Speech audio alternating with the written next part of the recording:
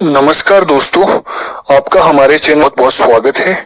आज की इस वीडियो में हम आपको सेब के पौधों में स्प्रे के शेड्यूल के विषय में कुछ महत्वपूर्ण जानकारी प्रदान करेंगे। वैसे तो एप्पल स्प्रे शेड्यूल काफी लंबा चलता है, जो डोरमेंसी से लेकर पोस्ट हार्वेस्टिंग तक चलता है, बट इस वीडियो में हमने सिर्फ 3 टॉपिक्स कवर किए हैं या 3 स्टेजेस कवर की है, जिसमें पहली स्टेज है ग्रीन टिप, सेकंड स्टेज है हाफ इंच ग्रीन टिप और थर्ड जो सबसे इम्पोर्टेंट स्टेज है वो है पिंक बर्ड। इन 3 स्टेजेस के ऊपर बागवानों को भी विभिन्न प्रकार की बीमारियों की रोकथाम के लिए कौन कौन सी स्प्रे करनी चाहिए, केवल इसी विषय में इस वीडियो में हम बात करेंगे।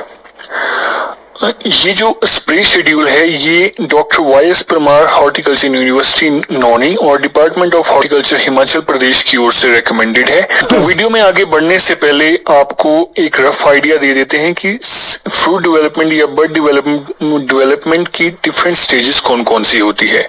जैसा कि आप पिक्चर में देख पा रहे हैं, सेब की डेवलपमेंट की मेनली 9 स्टेजेस होती है, जो डिफरेंट स्टेजेस होती है। तो सबसे पहली स्टेज आती है डोरमेंसी की स्टेज, सेकंड स्टेज है सिल्वर टिप, थर्ड है ग्रीन टिप, फोर्थ स्टेज आती है हाफ इंच ग्रीन टिप, उससे अगली स्टेज है टाइट क्लस्टर की स्टेज और उससे अगली छठी स्टेज जो सबसे इम्पोर्टेंट है वो है पिंक बर्ड की स्टेज। उसके बाद आती है ब्लूम, यानी जब आपका फूल खिल जाता है। उसके बाद है पीटल फॉल की स्टेज, पीटल फॉल की स्टेज पंखुड़ियां गिर जाती है फूल की। उसके बाद जो लास्ट स्टेज है वो है फ्रूट सेटिंग। फ्रूट सेटिंग के बाद आपकी सिर्फ फ्रूट डेवलपमेंट ही होती है। तो सबसे पहले बात करते हैं green tip. Green tip stage के ऊपर जो सबसे ज्यादा खतरा जिस बीमारी का होता है वो होता है स्कैब। और स्कैब की बीमारी को कंट्रोल करने के लिए हम 3 केमिकल्स का यूज करते हैं। इन 3 में से किसी एक केमिकल का ही यूज करना काफी है, तीनों को यूज करना जरूरी नहीं है। सबसे पहला कैप्टान, सेकंड है डोडीन और थर्ड है जीरम। कैप्टान का जो आपका पानी के साथ जो सॉल्यूशन बनता है उसमें कैप्टान की क्वांटिटी पड़ती है 600 ग्राम। 600 ग्राम कैप्टान पड़ेगा, डोडीन पड़ेगा 200 ग्राम और जीरम पड़ता है 600 ml 200 लीटर के ड्रम में। तो इन 3 केमिकल्स में से किसी एक केमिकल को आप यूज कर सकते हैं ग्रीन टिप स्टेज पे स्कैब की रोकथाम करने के लिए। और जो ये 3 केमिकल है कैप्टान, डोडीन और जीरम, ये आपको जो बाजार में मिलेंगे, जैसे कैप्टान का कॉमन नेम है कैप्टान 50WP। ये आपको मिलता है कैप्टाफ, धनुतान, कोही कैप, मास्तान, कैप्टेक्स या कैपकोल्ड के नाम से। और जो सेकंड केमिकल आपका नाम जो हमने बताया वो है डोडीन। डोडीन मिलता है आपको सुपरस्टार, सेलेट या हिमडेन या तोहफा या नूर के नाम से। जो तीसरा केमिकल है वो है जीरम। जीरम मिलता है आपको क्यूमेन एल के नाम से। जो बाजार में जो दवाई मिलेगी वो मिलेगी आपको क्यूमेन एल के नाम से। तो इन 3 केमिकल्स में से आप किसी एक केमिकल का यूज कर सकते हैं ग्रीन टिप पर स्कैब की कंट्रोल के लिए। अगली स्टेज आती है हाफ इंच ग्रीन टिप।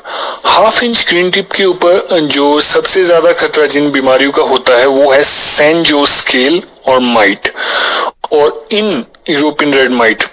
तो इन 2 बीमारियों को कंट्रोल करने के लिए हम यूज करते हैं स्प्रे ऑयल।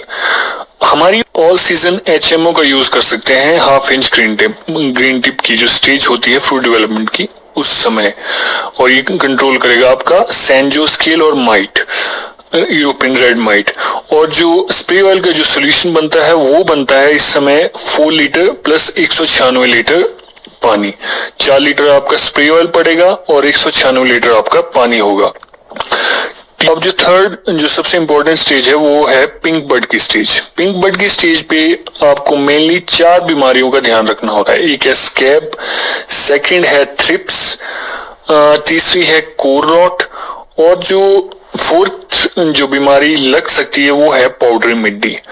तो इन 4 बीमारियों को कंट्रोल करने के लिए आप कौन कौन सा केमिकल यूज कर सकते हैं वो आपको हम इस तरह से बताते हैं। सबसे पहले बात करते हैं स्कैब की। स्कैब को कंट्रोल करने के लिए आप 3 केमिकल्स का यूज कर सकते हैं। एक है मैनकोजेब, सेकंड है प्रोपिनेब और थर्ड जो केमिकल वो है डाइफेनाकोनाजोल। अब मैनकोजेब का जो सॉल्यूशन बनता है उसमें आपका 200 लीटर पानी के ड्रम में पड़ेगा 600 ग्राम, प्रोपिनेब पड़ती है 600 ग्राम और डाइफेनाकोनाजोल पड़ती है 30 मिलीलीटर पड़ता है 200 लीटर की पानी के ड्रम में। अब मैनकोजेब आपको जो बाजार में मिलती है वो मिलती है इंडोफिल M45 या डाइथेन M45 के नाम से, या और भी हो सकती हैं, पर मेनली ये दो ब्रांड जिसका सभी ने नाम सुना होगा। सेकंड है प्रोपिनेब। जो प्रोपिनेब जो केमिकल है वो मिलता है आपको बाजार में एंट्राकोल या आरुष या स्केल 70% WP के नाम से। जो थर्ड केमिकल हमने आपको बताया वो है डाइफेनोकोनाजोल। अब डाइफेनोकोनाजोल जो मिलता है वो मिलता है स्कोर, स्केल या डाइजोल या रूबिगेंडी या करारा के नाम से। तो इन तीन केमिकल्स में से किसी एक का यूज करना है आपने स्कैब के कंट्रोल करने के लिए पिंक बर्ड स्टेज पे। इसके अलावा पिंक बर्ड स्टेज में जो बीमारी लगती है वो है थ्रिप्स की बीमारी को कंट्रोल करने के लिए जो केमिकल यूज होता है उसका नाम है थायाक्लोप्रिड। और थायाक्लोप्रिड पड़ता है 200 लीटर पानी के ड्रम में 100 ml। 100 ml जो केमिकल पड़ेगा वो पड़ेगा थायाक्लोप्रिड 200 लीटर पानी के ड्रम में। और थायाक्लोप्रिड आपको बाजार में मिलता है एलेंटो 240 SC के नाम से। जो दवाई मिलेगी आपको वो मिलेगी एलेंटो 240 SC।